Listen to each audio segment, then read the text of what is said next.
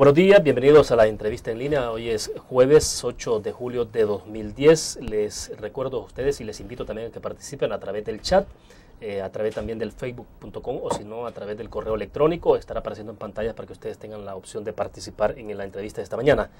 En reiteradas oportunidades, el presidente de la República ha insistido en la necesidad de profundizar la depuración a todo nivel ante la posibilidad de la infiltración de los órganos del Estado, incluyendo el sistema judicial, por parte del crimen organizado. El mandatario ha dicho que no está realizando acusaciones, en particular solo señalando una realidad que está ahí. Para hablar de este y otros temas, queremos agradecer esta mañana que nos acompaña en nuestros estudios Ulises del Dios Guzmán. Él es magistrado de la Sala de lo Penal de la Corte Suprema de Justicia. Magistrado, es un gusto. Buenos William, días. Muchas gracias por la invitación. Gracias a todos los televidentes. Bueno, gracias, magistrado, por acompañarnos nuevamente. Para comenzar, ¿cómo deberían interpretarse las palabras del presidente Funes, magistrado, cuando el presidente insiste en que las instancias del Estado deben limpiarse de los elementos que la contaminan? Ese es el término que utilizó, contaminación. El presidente de la Corte Suprema de Justicia, Belarmino Jaime, ha respondido que, bueno, se deben presentar casos particulares. Para comenzar, ¿es esa una respuesta adecuada al señalamiento del presidente de la República, magistrado? Considero que el presidente de la República está reconociendo una realidad a partir de ciertos indicios que se dan por informaciones incluso que se dan a través de los mismos medios de comunicación y otras que uno en el contacto diario con los involucrados, con los participantes en todo este quehacer de la Administración de Justicia puede intuir. El presidente también reconoce de que las instituciones que son las ejecutoras de las leyes y de las políticas necesitan a su vez estar saneadas. Y si hay indicios de filtración o de penetración del crimen organizado, es lógico que pida que las instituciones se autodepuren. Me parece que el llamamiento del presidente de la República es totalmente coherente con la realidad del momento. No me parece que la respuesta del presidente del órgano judicial sea una respuesta que vaya en concordancia con lo que está pidiendo el presidente de la República, ni que vaya en concordancia con la realidad. No va en concordancia con lo que pide el presidente de la República porque el presidente, en el fondo, no está haciendo señalamientos específicos de jueces, algunos en particular, sino simplemente advierte que probablemente hay filtración de crimen organizado y que hay necesidad de la institución de depurarse. Por otra parte, tampoco es coherente con la realidad, porque la realidad pone en evidencia probables casos de criminalidad, de filtración de criminalidad organizada, y que tenemos también en la Corte Suprema de Justicia una gran masa de denuncias que no sabemos realmente qué es lo que hay ahí, pero que, y como no la hemos conocido, no hemos resuelto, pues ahí podrían haber también casos ya comprobados o evidentes de filtración de criminalidad organizada, de otras cosas. De hecho, el día de ayer el magistrado de la Corte Suprema de Justicia, su colega también Florentín Meléndez, decía que hay alrededor de 800 casos en investigación, me refiero a casos de jueces, pero que había más o menos 75 de los 800 casos en los que podría existir casos de corrupción, es decir, pero bueno, tampoco se han depurado esos casos que se tienen ahí en investigación en la Corte Suprema. Sí, es que se tienen, realmente creo que son un poco más de 800 en el Departamento de Investigación Judicial, de los cuales aproximadamente quizás algunos 150 están ya a nivel de poder pronunciar la resolución. Eso significa que están ya a disposición de la Corte Suprema de Justicia, del Pleno. Pero si la Corte Suprema de Justicia no resuelve ni los casos que tiene ya listos para tomar resolución, pues evidentemente que me parece, es claro que no estamos ejerciendo el control judicial que deberíamos de ejercer. Sin tomar en cuenta también que este control jurisdiccional deberíamos de ejercerlo en una forma oficiosa, sin necesidad de que los afectados, que los interesados vayan hasta la Corte Suprema de Justicia con lo incómodo que eso puede resultar, sino que es la misma Corte Suprema de Justicia la que ante ciertos casos debe de activar el mecanismo de investigación en una forma oficiosa, porque y eso sí es posible hacerlo en este momento. Eso se puede hacer. Es posible, es legalmente no necesita o no esperaría, digamos, investigación profesional sobre ciertos indicios. Sobre ciertos indicios podría investigación judicial e incluso ordenar una auditoría judicial y hasta es posible iniciar el proceso disciplinario. pero eso no se hace, de modo tal que yo lo que creo es que necesitamos en la Corte Suprema de Justicia analizar ese departamento de investigación judicial, su estructura, su composición, las personas que lo integran, la idoneidad, la capacitación que tienen, el funcionamiento administrativo, el tipo de procedimiento de investigación que nosotros tenemos y la idoneidad de eso, el funcionamiento administrativo y jurisdiccional para dar respuesta a la necesidad en este momento probablemente de una depuración judicial. Perfecto, vamos en este momento a nuestra primera pausa. Al regreso leeré algunos comentarios que nos han llegado a través del Facebook. Ya volvemos.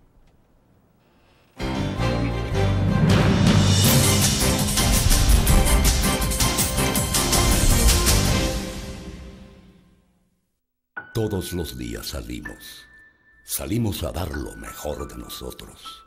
Salimos a dejar el corazón en el trabajo. Cuando hay adversidad, salimos.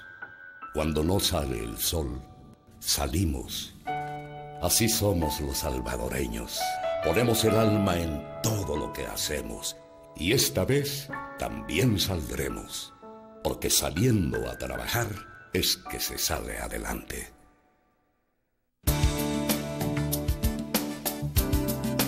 Hacia Suiza le ofrece el nuevo beneficio de desempleo para el pago de las primas de sus seguros de vida, salud, autos y residencial. Si usted llegara a quedar sin empleo, Hacia Suiza le cubre el pago de las primas pendientes de su seguro.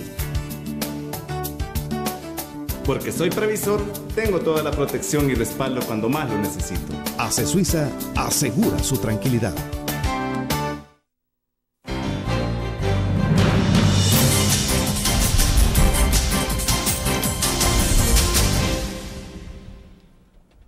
Esta mañana tenemos el agrado que nos acompañe en nuestros estudios Ulises del Dios Guzmán, magistrado de la Corte Suprema de Justicia, concretamente de la Sala de lo Penal de la Corte Suprema. Magistrado, planteamos una pregunta puntual en el Facebook el día de ayer y justamente decíamos, el presidente Funes ha exhortado a los demás órganos del Estado a la autodepuración de aquellos elementos que los contaminan. ¿Qué actitud cree usted que debe asumir el órgano judicial ante ese llamado? Le voy a leer dos comentarios rápido. Daniel Osvaldo Cifontes dice, lo que plantea el señor presidente es una utopía, se va a quedar solo porque la mayoría, o mejor dicho, el 99% del sistema está contaminado. Yo creo que el órgano judicial se podría quedar sin personal si llevan adelante la autodepuración porque por años se han lucrado de la venta de la justicia. Es increíble cómo juegan con las leyes y lo digo por experiencia cuando demandamos al Ministerio de Agricultura. Saludos. Selvin Fermán.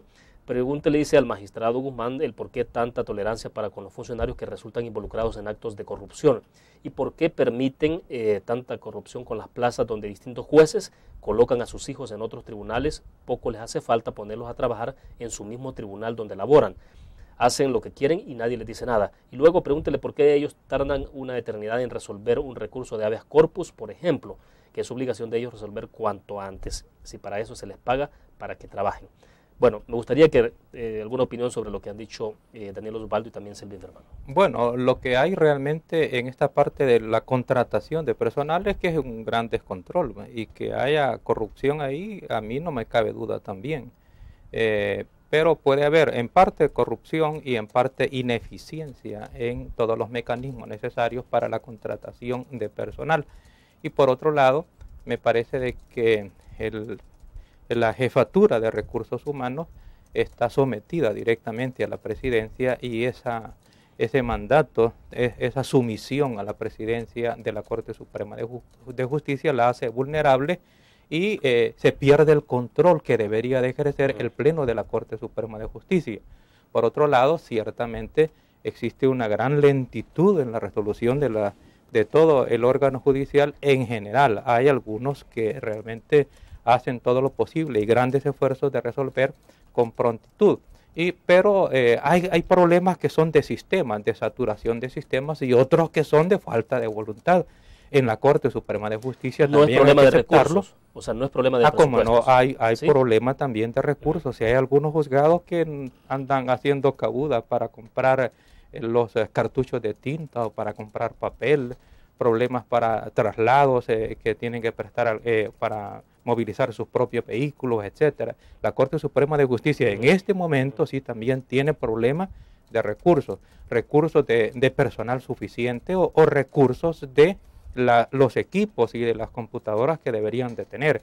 Todo eso porque no tenemos nosotros visualizado las necesidades que se requieren para cada tipo de juzgado, la cantidad de personal, el tipo de personal, los entrenamientos que deben de darse, cuánto equipo es el que debe de proporcionarse, sino que se hace un poco a lo loco.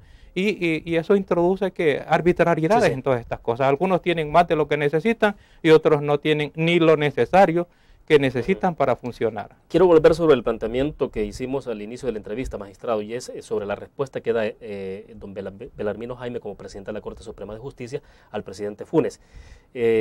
Lo que ha respondido el presidente de la Corte Suprema de Justicia cuando él dice de que bueno, el presidente de la República entonces debería de presentar casos concretos. ¿No se está mandando un mensaje de un sentido de cuerpo malentendido, magistrado? Le pregunto, porque finalmente a nivel de todos los gremios, de todas las profesiones, hay buenos y malos elementos, eso está claro. Ahora, yo creo, me parece que en particular la mayoría siempre de los elementos dentro de los gremios o las instituciones son la gente honesta, pues gente honrada, pero la respuesta a un planteamiento como ese. La respuesta realmente, una respuesta negativa, es cerrarse a la posibilidad de investigación y de autodepuración. Eso es suponer, básicamente, que el órgano judicial es puro y que todos los jueces son correctos, competentes, capaces, lo cual realmente es plantear una irrealidad, una utopía. La realidad nos demuestra que justamente es lo contrario. Como tú señalas, en todas las instituciones existen funcionarios buenos y funcionarios malos. ¿Cuántos son los buenos? ¿Cuántos son los malos?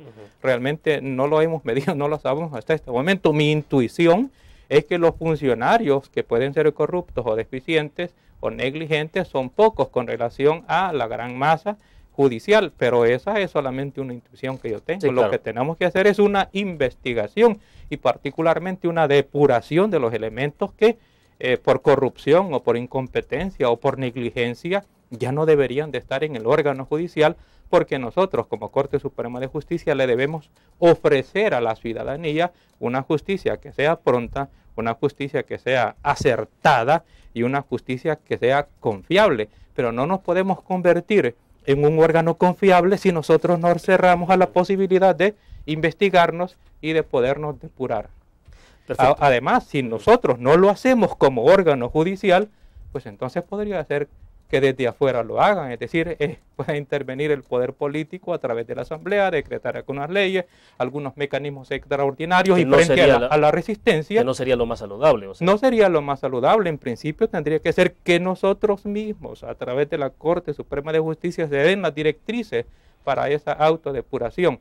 Pero digo, si no lo hacemos, la presión de la ciudadanía y la necesidad de que haya una mejor justicia podría eventualmente intervenir la Asamblea Legislativa y con la iniciativa probablemente del Ejecutivo. Pero bueno, ya ha ocurrido en otros países en donde incluso se ha disuelto la Corte Suprema de Justicia. O sea, por eso señalo yo que no estamos nosotros exentos de que esa presión pueda ir creciendo, y por eso precisamente es inconveniente que el presidente de la Corte se cierre a la posibilidad de la propia investigación y de la autodepuración, porque cuando se cierra esa posibilidad, ¿cuál es la posibilidad que queda? No puede ser que el órgano judicial permanezca indolente, indiferente ante las presiones de la sociedad y sobre todo ante el sufrimiento de la mala administración de justicia. Va a tener que ocurrir otra cosa, algo extraordinario, y eso realmente no es conveniente en este momento. Es preferible fortalecer la institucionalidad, pero para poderla fortalecer necesitamos nosotros mismos podernos autoinvestigar y podernos depurar. Perfecto. Vamos a la pausa, al regreso comenzaré a leer los comentarios o preguntas que nos llegan a través del chat. Ya volvemos.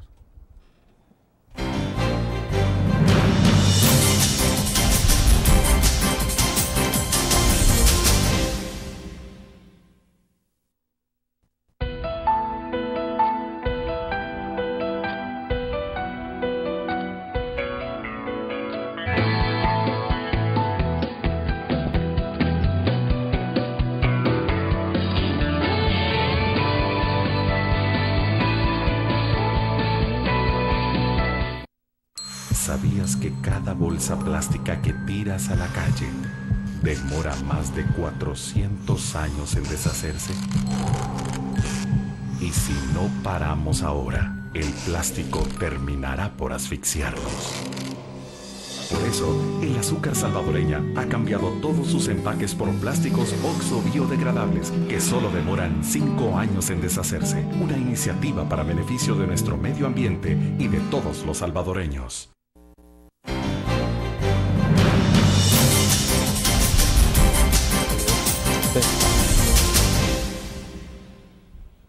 Bueno, vamos a leer en este momento algunos comentarios o preguntas. Bueno, aquí hay un mensaje que nos ha mandado Mauricio. Dice: buenos días, William, un gusto saludarlo y un saludo al señor magistrado Ulises. Quiero dejarlo claro, señor magistrado, que los ciudadanos también tenemos capacidad de análisis y que no subestimen. Está claro que cuando dejan en libertad a gente peligrosa y a veces hasta abogados violadores de alto rango, porque el que lo acusa se equivocó en una palabra, en la Corte Suprema pasa algo. Dice: da lástima cómo la señora magistrada se molestó por las declaraciones del señor presidente ayer. En lugar de tomar una postura lógica y sensata, se molestó visiblemente con el respeto que se merece su persona. Dice: porque no digo que todos los magistrados son malos, deberían de empezar a investigar desde el presidente de la Corte hasta el último juez sobre la faz del Salvador, por el bienestar de todos nosotros, que en realidad somos los que pagamos sus salarios. Buenos días y gracias y feliz día.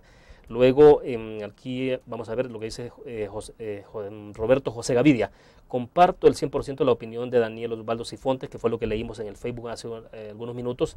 Es como que alguien dice: me pida que me invente cómo mejorar el agua. La época de los enamoramientos políticos a través de una camiseta o de un cántaro plástico ya se acabó. El salvadoreño de hoy ya piensa los ofrecimientos políticos. Por un lado, no nos convence el gobierno de izquierda, y por el otro, no sería raro que a través de maniobras de la derecha y los índices de violencia se hayan de repente ido para arriba y el centro político lactante en de cualquiera de las dos tetas de turno, dice él.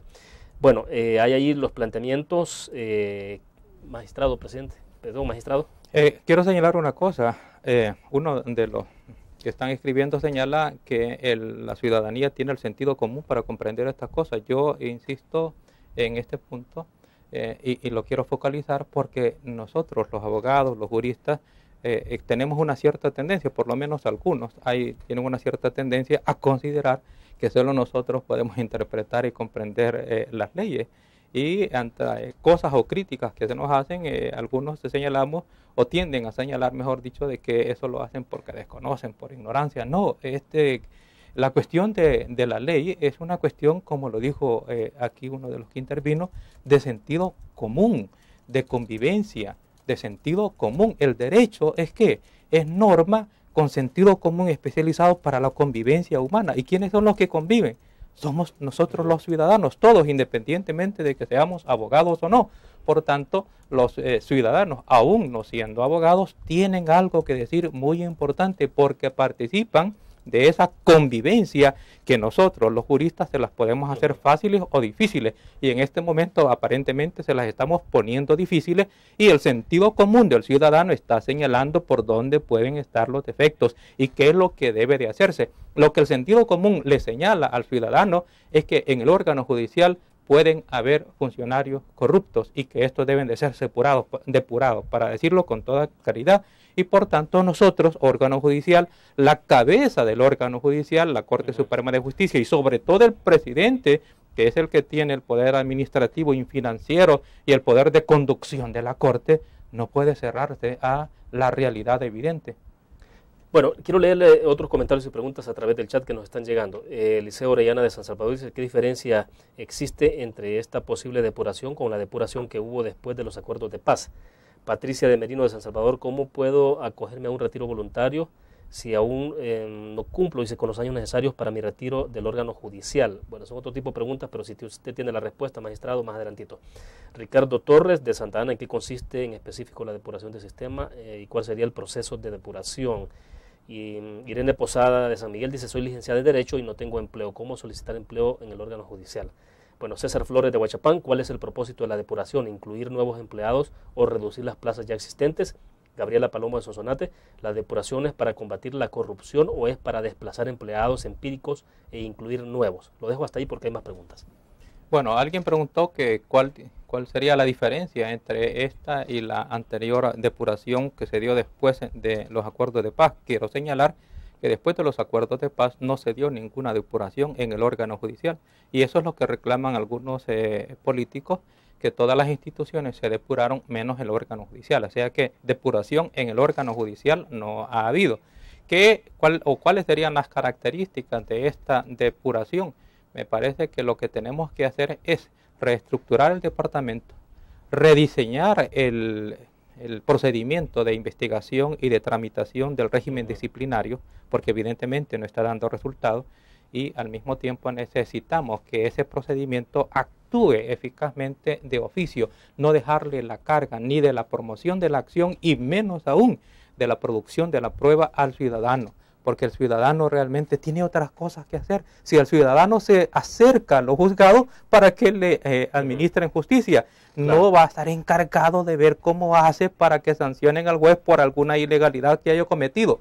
Esa ya debe ser tarea de la Corte Suprema de Justicia. Entonces lo que tiene que hacer es eso, y la finalidad tendría que ser, a mi juicio, separar a los miembros del órgano judicial, particularmente las cabezas, es decir, los jueces, pues, jueces y magistrados que no deben de estar, porque sean corruptos o porque sean incompetentes, porque sean negligentes, y eventualmente si se necesitan la reposición o la sustitución de los cargos, hacerlo también con un procedimiento de nombramiento de jueces y magistrados que también debe ser revisado, porque ahí también existe una especie de maniobras, de modo tal que no nos estamos garantizando que nos estamos llenando de los jueces que realmente necesitamos.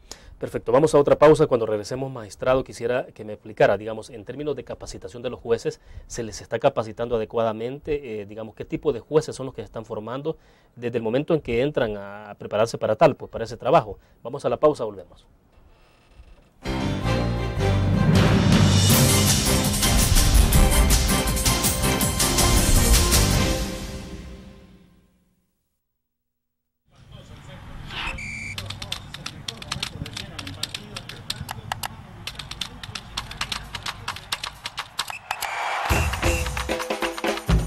La emoción del deporte está en www.elgráfico.com. Ingresa al nuevo escenario deportivo y descubrí toda la pasión del deporte. Fotos, videos, fichas y resultados de las mejores ligas del mundo. Elgráfico.com. Conectados por deporte. Learn. La revista más innovadora y moderna de todos los tiempos. Única en su estilo, creativa. Un espacio exclusivo y reservado de entretenimiento y diversión, llevada al máximo. Learn. Time Out, Movie, lo mejor de la cartelera. Art. Shopping, la guía de la moda. Go, viajes cortos fuera de la ciudad. Blur.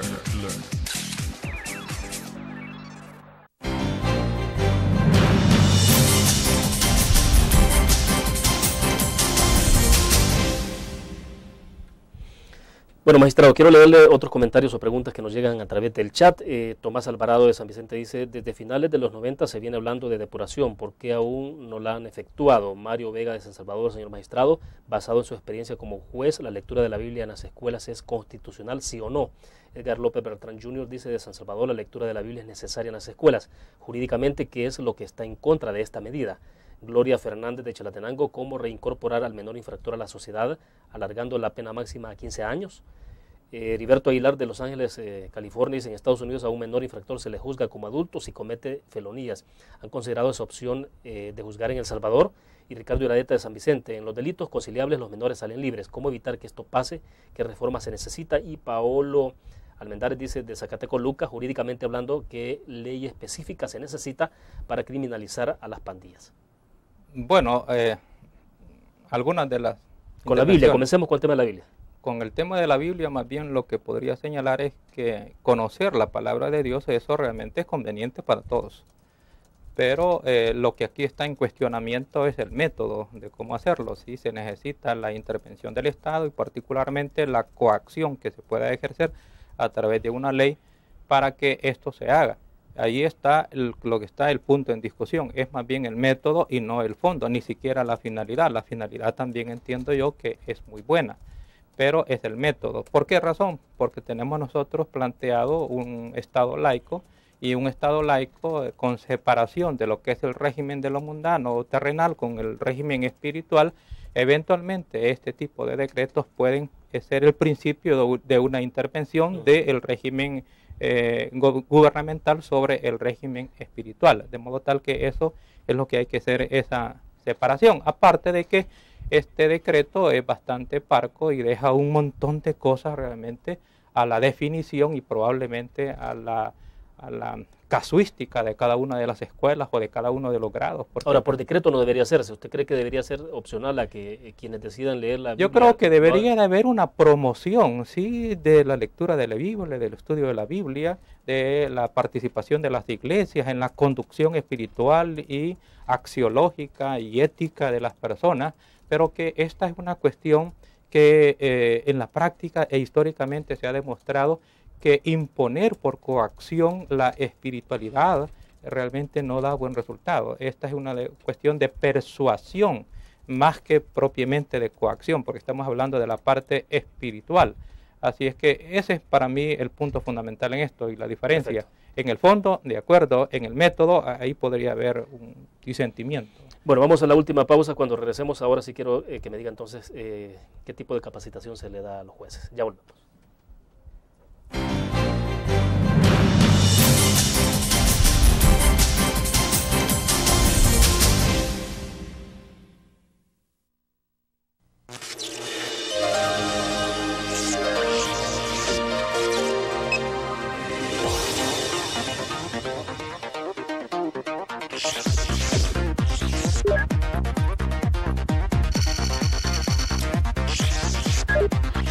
Estimulamos tus sentidos para que leas, veas, escuches e interactúes con la verdad.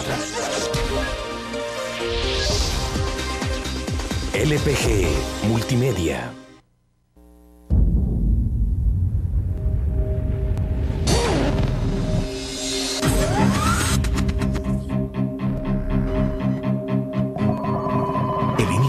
Estrategia financiera desde los negocios y la actividad económica hacia toda Centroamérica. El Economista Regional, una revista especializada donde encuentras el panorama empresarial y los principales movimientos financieros. El Economista, el modelo regional de información económica.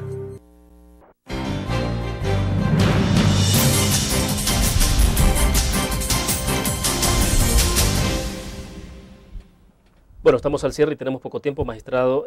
Dos cosas puntuales. Por ejemplo, Felipe Hernández, que nos escribe de San Cristóbal, Cojutepeque, dice qué pueden hacer o aportar como magistrado de la Corte Suprema de Justicia hacia la creación de una ley especial para criminalizar las pandillas o las maras. Y la otra pregunta que le dejo planteada es qué tipo de capacitación entonces se le da a los jueces, porque bueno, eso depende mucho también del resultado que tenemos finalmente. Comienzo por la capacitación e intentaré llegar a la ley antipandillas. Con relación a la capacitación, dos observaciones. Una observación que podría ser general. La capacitación que se da en la Escuela de Formación Judicial, a mi juicio, padece de dos defectos principales y generales. Uno es el hecho de que es una capacitación que se desprende de la realidad. Hay un cierto irrealismo y se concentra a capacitar en la parte normativa y en la parte doctrinaria, ni siquiera teórica, en la parte doctrinaria, y por tanto hay que un alejamiento, una pérdida de contacto con la realidad, y esa pérdida del polo tierra que se enseña en la Escuela de Capacitación Judicial se reproduce ya en el quehacer jurisdiccional. Por eso es que algunos jueces se ven como desconectados de sus resoluciones con las necesidades reales.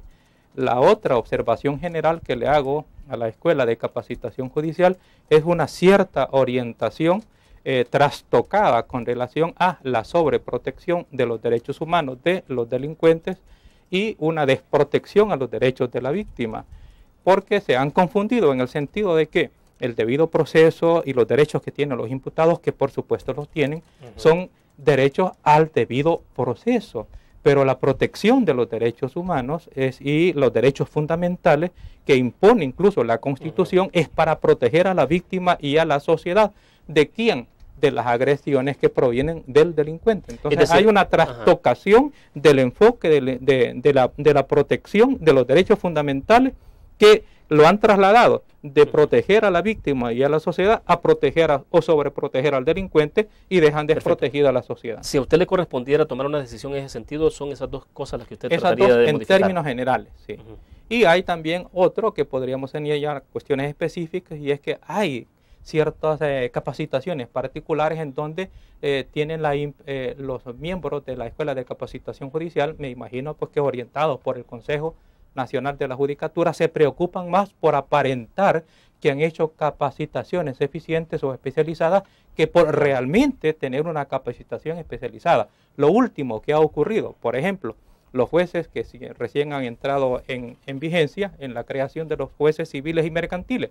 Estos jueces civiles y mercantiles van para atrás en el sentido de la especialización. Antes había una separación entre lo civil y lo mercantil, ahora se le ha unificado. Cada juez va a conocer de materia civil y de materia mercantil, y eso es una cuestión amplísima. Lo otro es que se ha dicho por parte de la escuela que se les ha especializado. Mire, yo he solicitado una información de en qué consiste la capacitación que se les ha dado. Les han dado 5 módulos de 20 horas cada uno. Y 3 de estos módulos son módulos generales que se le da a cualquiera de los jueces. Solamente 20 horas de procesal y 20 horas de civil, que podríamos decir que es especialización. ¿Y qué abogado va a estar especializado con 20 horas de civil o 20 horas de procesal? Entonces, yo no estoy reclamando en este caso de que no se den. Lo que estoy señalando es que no aparentamos, no finjamos que se han especializado, porque se ha dado simplemente un brochazo con apariencia de especialización. Cierro rápido entonces. ¿La ley antipandillas? La ley antipandillas es buena, pero el enfoque aparentemente está un poco confundido. El presidente de la República ofreció una ley penal porque dijo vamos a criminalizar las pandillas, pero las propuestas, por lo menos iniciales, del Ministerio de Justicia y Seguridad dijo vamos a emitir una ley administrativa. De ahí vienen entonces una serie de problemas y de confusiones, de inseguridades en la propuesta. Bueno, vamos a ver, porque esa normativa debo entender que justamente este día estará llegando a la Asamblea Legislativa, apenas comienza la discusión. Magistrado, le agradezco. Muchas gracias, William. Gracias también a todos los televidentes. Bueno, perfecto. Terminamos la entrevista en línea. Los espero mañana a las 8:15 de la mañana. Buenos días.